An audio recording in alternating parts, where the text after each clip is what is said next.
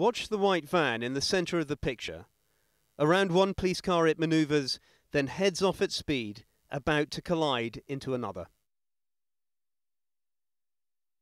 Two officers make a dash for the van doors, but the driver accelerates away. He's been going for 30 minutes now, non-stop. He's driven over and killed one young woman in front of her children and deliberately driven into 4 other families. A journey of madness and mayhem, said one lawyer today. This is the moment it finally ends. Matthew Tvrdon was driving that van last October. Depicted here at an earlier hearing, he's 32, worked for Revenue and Customs in Cardiff, had just split up with his girlfriend and was, the court heard, in the grip of a severe psychotic illness. At 3:30 that afternoon, he mounted the pavement along this road in Cardiff. He smashed his 3-ton van into a young mother who was walking hand in hand with her 2 young children. Then, shortly afterwards, he veered off the road towards another young family. There was a roar, then a thud, the father recalls, as he watched his partner buckle on impact with the van, the pram with their child in sent flying. Karina Menzies would be the next to be hit. 31 years old, walking back home from school with her 2 youngest daughters. All I can remember, said one man who witnessed the attack by this fire station, was bodies flying through the air like skittles. After knocking the family down, he then drove on across the forecourt here, reversed and turned around.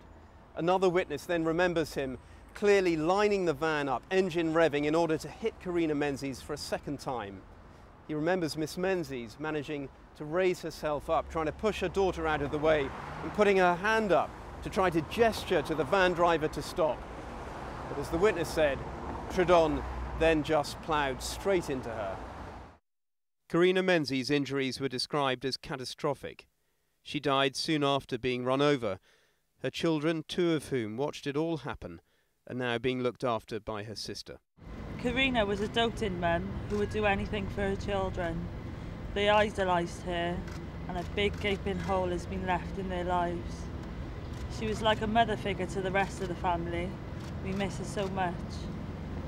Some of the other victims that day were in court. One, Jill White, in a wheelchair, left the courtroom with her family momentarily when highly distressing footage was shown of her being run over by Tvrdon at a petrol station. A horrific scene witnessed by Elizabeth Hayward.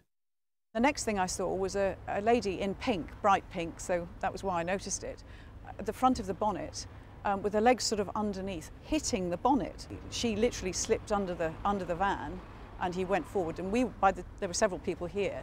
We were all shouting, "Stop, get back," which he did. He reversed off her and then went back over her again.